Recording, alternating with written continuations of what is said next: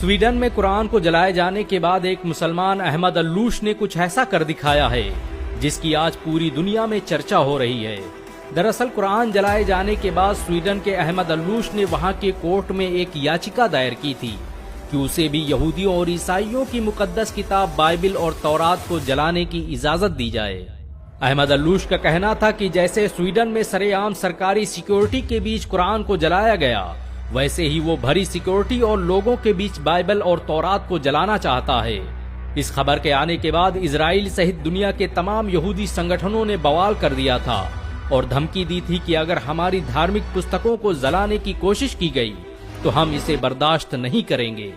Israel के राष्ट्रपति ने तो यहाँ तक कह दिया था कि तौरात हमारी सबसे मुकद्दस किताब है, इसकी हिफाजत हम पर फर्ज है और हम इसकी हिफाजत करके रहेंगे।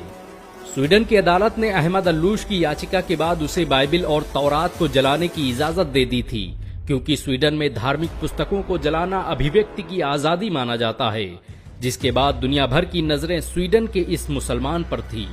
ये इतिहास में पहली बार था कि किसी मुसलमान ने आसमानी किताब बाइबिल और तौरात को जलाने की इजाजत मांगी थी। अहमद अल्लूश तयशुदा वक्त पर कल इजरायली दूतावास पहुंचे।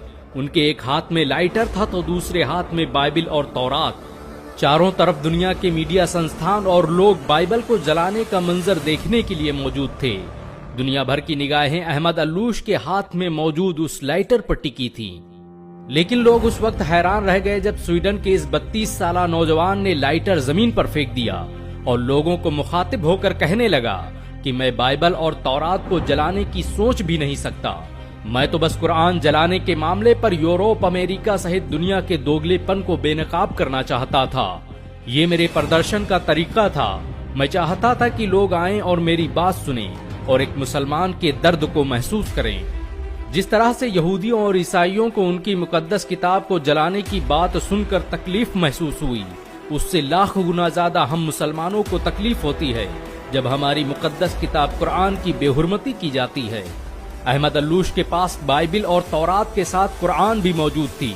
उसने कुरान को बोसा दिया और सीने से लगाते हुए कहा, भला मैं उन किताबों को कैसे जला सकता हूँ जिसकी तस्दीक मेरे कुरान ने की है।